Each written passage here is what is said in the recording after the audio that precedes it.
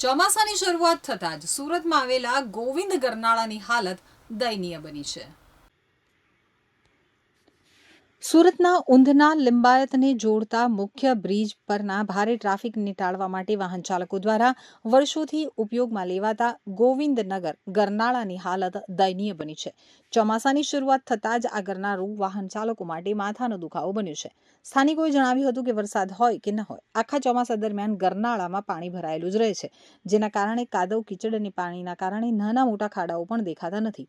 તો સ્થાનિકોના જણાવ્યા અનુસાર ગરનાળાનું સમારકામ લાંબા સમયથી બાકી છે।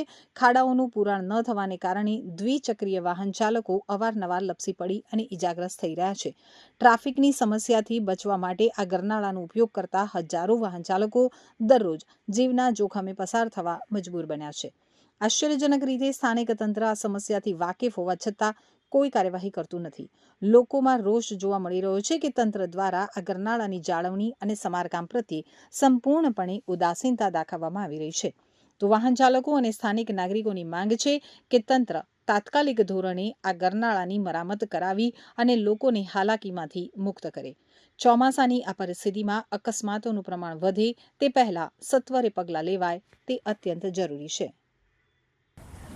લિંબાયત સામાજિક અગ્રણી તેમજ ગોવિંદનગર ઇન્ડસ્ટ્રીયલ સોસાયટી ઉપપ્રમુખ અહીંયા road number 0 Udhna Sanjaynagar railway ગરનાળામાં કાયમી પાણીનો ભરાવાની જે સમસ્યા છે એના માટે વારંવાર લેખિત મૌખિક ઓનલાઈન અરજી કરવા છતાં આનો કાયમી ઉકેલ આવેલ નથી અને ગરનાળામાં મોટા ખાડાઓ પડી જવાથી આવતા જતા વાહનો પડી જાય છે। કેટલાક લોકોનું હાથ અને પગને ચોટ આવેલ છે અને બહુ મોટી સમસ્યા છે, જેથી અમે પ્રશાસનને અપીલ કરીએ છીએ કે આ કાયમી ગંદા પાણીનો ભરાવો જે બાજુમાં ડ્રેનેજ જાય છે તેને કાયમી રીતે કમ્પ્લીટ કરી અને પાણીનો નિકાલ થાય એના માટે ખાસ નમ્ર અરજ છે અને ગરનાળામાં આરસીસી બનાવવામાં આવે તો આ સમસ્યા કાયમી નિકાલ આવે એવી છે।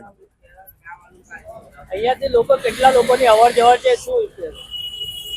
આ ઉધના અને લિંબાયતને જોડતો જીવા દોરી સમાન રસ્તો છે। હજારોની સંખ્યામાં વાહન વ્યવહાર અહીંથી આવે જ આવે છે। 2 વ્હીલર 3 વ્હીલર માટેનો આ મેઇન રોડ છે, જેથી પ્રશાસનને અપીલ કરીએ છીએ કે આનો તાત્કાલિક ગંદા પાણીનો ભરાવો જે છે તેનો તાત્કાલિક ઉકેલ આવે અને તાત્કાલિક નિકાલ થાય એવી અમે આશા અપેક્ષા છે। મારું નામ મમતાબેન છે। આ ગોવિંદનગરનું ગરનાળું છે, અહીંયા બહુ જ આવવા જવાની તકલીફ વધારે પડે છે, કારણ કે આ છે ને ખારાઓ પણ બહુ છે, અંદર મત્તીઓ પણ બહુ છે, એટલે અમારી ગાડી બધી સ્લીપ ખાય છે। કેટલા વખતથી આ સમસ્યા છે? ઘણા વખતથી છે આ સાહેબ। અહીંયા બનાવે એટલે પાછું પાણી આવ જાવ કરે એટલે પાછા ખાડા જ પડી જાય છે। શું કહેશો સરકારને? સરકારને આટલી જ વાત કરવા માંગુ છું કે આ ફટાફટ બનાવો, આવવા જવાની તકલીફ વધારે થાય છે।